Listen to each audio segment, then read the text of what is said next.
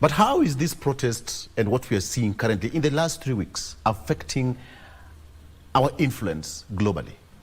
You know, Kenya, even as you also respond to that question of how important is this, the situation we are in right now? This situation is very important, not just for us, but for the region and for Africa as a continent. Because we have demonstrated that there is a young generation out there that countries such as Kenya can rely on in times of desperation.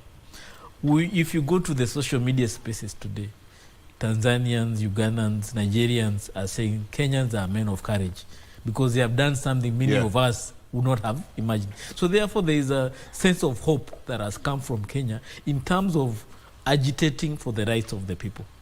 But also we have to appreciate the looting, the riots, the violence is also not good for us because Kenya also is a beacon of hope in terms of people around the region, Somalia, South Sudan, DRC, they find refuge here. And therefore when Kenya is attempting to fall into anarchy, they get worried.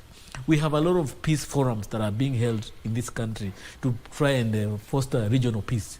And that may not be able to be possible when in ourselves we are having anarchy in this country.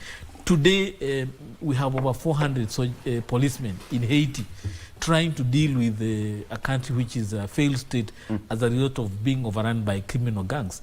Yet here in Nairobi, now we are seeing the emergence of criminal gangs infiltrating. And what will happen now, after the businesses feel threatened, we'll have vigilante groups coming to protect their businesses. And that is a sign of a failed state. We don't want to get there. So it's important that we have already communicated the message that we are not happy. The Gen Zs have already aired not just their views, but everybody's aspirations.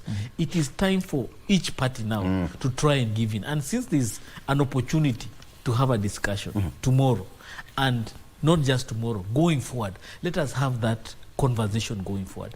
But importantly, as a government and as a people, we must be able to be courageous enough to make some bold decisions. One of these things we need to tell this government and the people of Kenya is that, yes, Kenya Kwanza promised a lot, but not much of it will be delivered on day one. But also, Kenya Kwanza must also demonstrate its commitment towards achieving the short-term goals and the long-term goals. The short-term goals includes things like a good culture in government, a good sense of behavior in how we carry ourselves out. Do we spend what we can afford? Do we spend what we are able to generate as a country? Are we spending more than we can afford? Are we engaging in expensive loans as a country?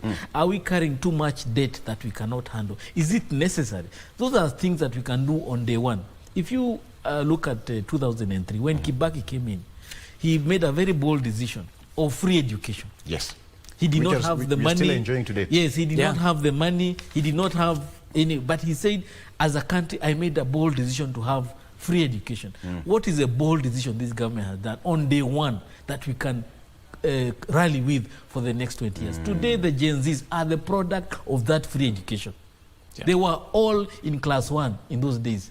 Today they are the one protesting. That's a good question. So what's the president going to do we need to the next 10, 15 years? Exactly. We need to ask ourselves, if this product of free education is able to put the government in check,